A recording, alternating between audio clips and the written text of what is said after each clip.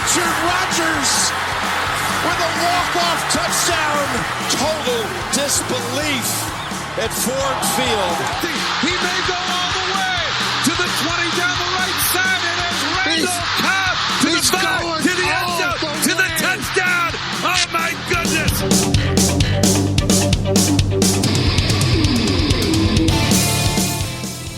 Welcome, everyone, to the Green and Golden Boys Packers podcast, the podcast for Packer fans born in the late 80s to early 90s who didn't realize that their favorite football team could be 500 after week 6. I am your co-host, Charles, and with me, as always, is Marcus. Marcus, how are you?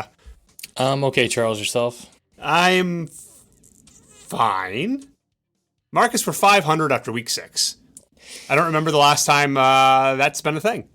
Yeah, it's been a while. I mean, probably not that long ago, 2017 or 2018 probably, but yeah, I mean, certainly under the Matt LaFleur era, it's unfamiliar territory. Especially with a healthy Aaron Rodgers, minus his thumb. Like collarbone, stuff like that, let's throw those out. But healthy Brett Favre or Aaron Rodgers, I don't know. It's been a while. It's been a while, and I think we both had the Packers, do we both have them at 5-1 at this point of the season in our preseason prediction? I had 2 losses in the first 3 weeks. Did. Okay, but so you're close. You had us at 4-2. We were 3-3. Is the sky falling? Is the season over? Should we pack it in already, or is there any reason to be optimistic? What do you think? Here's why we should not be optimistic. The Vikings are winning games they shouldn't be. And they're the only first-place team in the NFL with a 2-game lead. So the division is not out of reach by any means. But it is the harder hill to climb, especially since they already have 1 win against us. So that's the pessimistic view. The optimistic view is, in years past, we were 5-1, 6-0, whatever it might be. And you and I I know you were pretty good about waiting until the end of the year. But I was like, all right. Number one seed, let's not lose a game. We're kind of in like we got to win just to play, in December or in January, I should say. So I think it'll make the season more fun and entertaining, more stressful for sure. Do I think we can turn it around? I think we can. But here's my biggest concern. The last couple of years, we've been just begging this front office to get us a receiver at the trade deadline, and that would fix all of our problems. If we did that this year, it would help, but we have so many other problems that it's which hole in the boat do you plug, and which one gets us across the river, across the bay. Yeah, I don't know. I mean, this game was. Our defense is certainly underperforming. I will say that. But in reality, they only allowed 20 points in this game. And I think anytime you have an Aaron Rodgers-led offense, you think you could score at least 21, right? I think, the defense hasn't been as good as advertised. However, I think a good defense, if they're keeping, if they're keeping the offense to under 20 points, then they're probably doing their job. Are they going to be a top 5, top 10 defense? I don't know. But our defense is our passing defense is really, really good for the most part. We talked about those crossing routes and how those have been an issue, but as far as yards per game, our defense is good. From a passing perspective. Now we cannot figure out how to stop the run. I mean, teams are getting, it seems like almost 200 yards a game on the ground every single week. I don't know what the answer is. I think we just need to start winning, the battle up front and plugging some of these holes before they become a problem. I think tackling has certainly been a little bit of an issue. Maybe not as bad as in years past, but that could certainly help, prevent these backs from getting into the secondary and getting into that second level past the linebackers. But yeah, I mean, the special teams was bad in this game. It was kind of, the worst that they've played all year. I mean, we had 2 blocked punts, 1 for a touchdown, and a blocked field goal. I mean, reminiscent.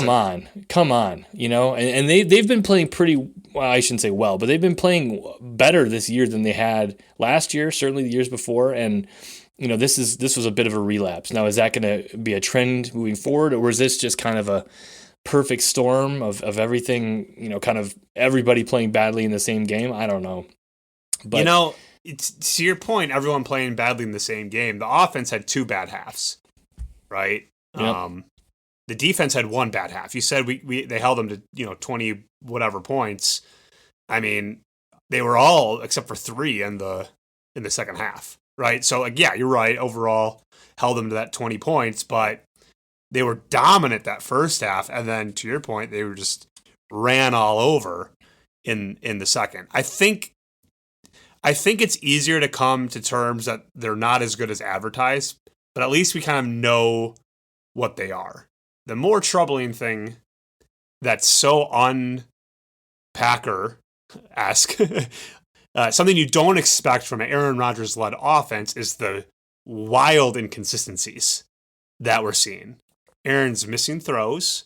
Aaron is throwing balls to receivers that aren't always coming down at the ball, that are perhaps not running the correct route. We don't seem to be getting the ball to our most dominant playmakers, aka Aaron Jones only having 34 yards or something like that. But the biggest thing was this specific game, it was obvious that the game was lost with the offensive line. I mean, Aaron had, every critical third down, it just felt like we were getting sacked.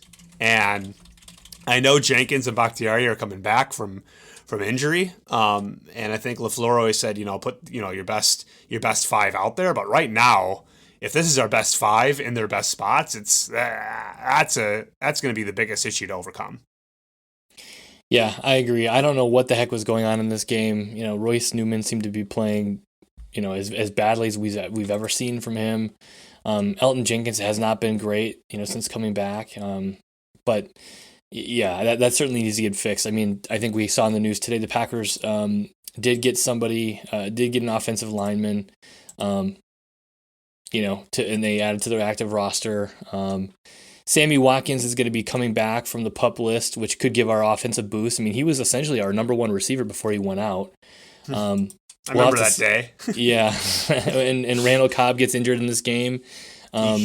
Yeah, which sucks, but Randall Cobb and Christian Watson should be back in the next 2 to 3 weeks, we think.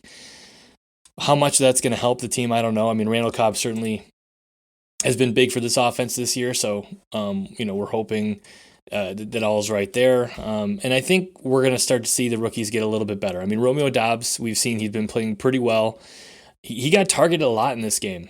I think we're going to see that trend continue, especially as injuries mount up, but I also think that these deep balls are going to start to hit. Now, it may not be for a month, but I think we're going to start to see this offense click a little bit in the next, 4 to 5 weeks. That's my hope and my prediction. So why do you say that? I don't disagree with you necessarily, but why? Like, why? Why is it going to start? Just because it has to? Just because we're faithful? Or what do you see that gives you what gives you hope that it's going to start clicking? Yeah, I mean, I think it does have to, but I think we've seen this before. The Packers were 3-3 in 2010 out of the gate, and that was an offense that was kind of on the rise. They weren't great by any means, and they didn't really play that well until the end of the season. And I'm just, we see offenses struggle early on, especially when they lose their best player, or in the Packers case, their 2 best receivers they lost last year. It's not going to happen overnight. But I think with the rookies especially, when we hit week 10, week 12, that's essentially a college season for them. So in I guess in my mind, that's almost a season of work at that point. And I think when Aaron Rodgers comes in the press conference and says, we need to simplify this offense, I think that's what they're going to do, and that's going to help as well. So I think the fewer plays you can give these receivers to think about, and you give them an opportunity to work within a smaller branch of plays and start to play football and just react instead of thinking, I think that's going to be a huge boon for this offense. And I think that's going to help us start to coalesce. Commanders next week, Bills the week after. There might be a bye in here somewhere. The Lions, and then the Cowboys. Quickly, I'll just say Commanders should be a W, but we haven't really covered many games yet, so you never know.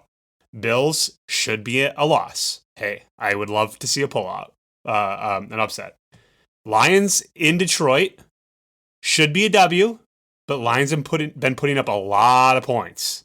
And then Cowboys in Lambeau. Cowboys have looked really good without Dak Prescott. We might be sitting here in a month at 500. What? Right? I mean... Yeah, I mean, yes, I'm with you. I guess the thing that gives me confidence against Buffalo is, they really rely on their passing game, and I think we might be able to disrupt that a little bit. But the Dallas, the Dallases and the Detroits, they, in Tennessee, they rely a lot more on the running game, and that seems to be our Achilles heel on defense. So I feel like our matchups aren't great in the next 5 weeks. I mean? And then we face an undefeated Philadelphia. So that's right. Yeah, I mean, Titans and then Philadelphia. I mean, really, after this week, the next obvious win isn't until the Bears. I mean, seriously, like, this is my intro is kind of supposed to be funny, but like, this is potentially what mediocre football looks like, right? I mean, right now, confidently, based on what you've seen, not based on what Aaron Rodgers can do, but what we've seen on tape, it's hard for me to even think we're going to be at 500 going into that Bears game. I'm not saying that's what I think is going to happen, because I know Aaron. To your point, I have faith that we're going to start clicking, but like, based on what we just laid out the last 2 weeks, 3 weeks, it's going to be tough. But on the other hand, to be positive about it, we did get a win against a third-string quarterback, the Patriots. They've looked great since then. So that win's starting to look better. Well, the Giants, so let me. I was going to say, the Giants are winning. They're looking better. And the Jets are a pretty good team, like, based on their record, right? I mean, I know obviously. Yeah, and Go ahead. I'm sorry. I was going to say, yeah, no, I completely agree. I was talking to somebody, and I was like, you know what? The Giants and Jets games, all of these games might look a lot different, in a month or two. We may be looking at a Jets defense that might be top in the league. This might be the best defense in the league. We don't know, but it's certainly one of the best right now. The Giants are playing really well, and when you look at it through those lenses, like, if we get to the end of the season and the Giants and the Jets and the Patriots are all in the playoffs, we're like, okay, what I mean? Like, right now we looked at those and we're thinking, oh man, how do we lose to Tom Brady-less, or how do we almost lose to a Tom Brady-less Patriots team and lose to a Daniel Jones Giants team? But I mean, to your point, these teams are playing well, and we're not. I mean, I think I think this team. I like to see adversity. I like to see adversity kind of in the middle of the first half of the season.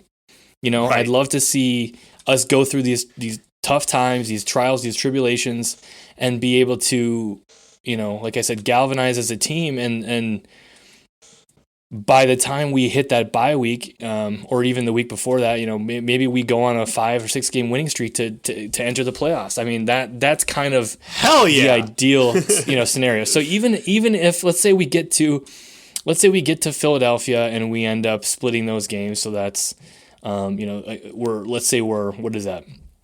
We're going to be 8-8. Or I'm sorry, it's like 6-6 at that point. Yep. With 5 games to play.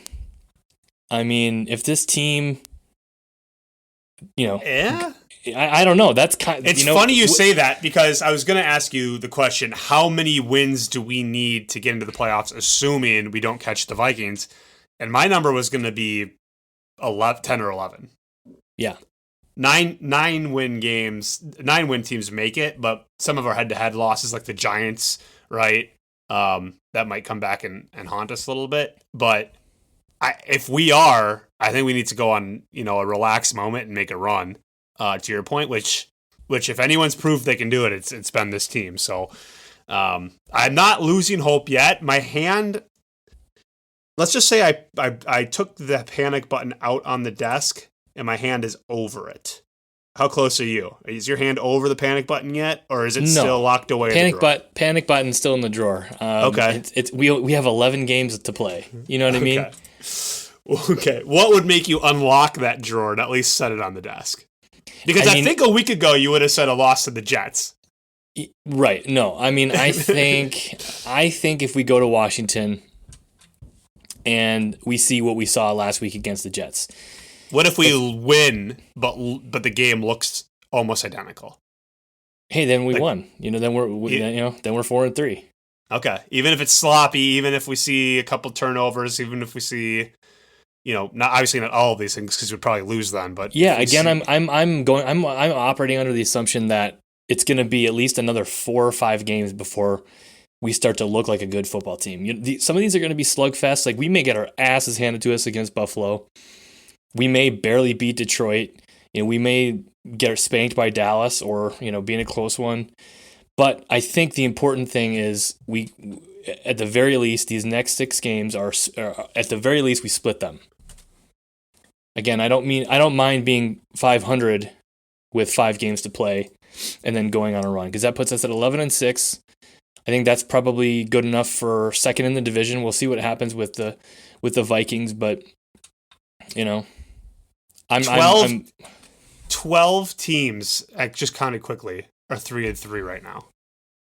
The whole NFL is 3-3. Yeah, and that's what I'm saying. Like the NFC is wide open. So I'm not panicking. I mean, if you look at the standings and at the top of every division there's a 5 or 6 win team, then I'm a little bit concerned. But there's only one undefeated team left in the NFL, and only a couple of 5 win teams. So.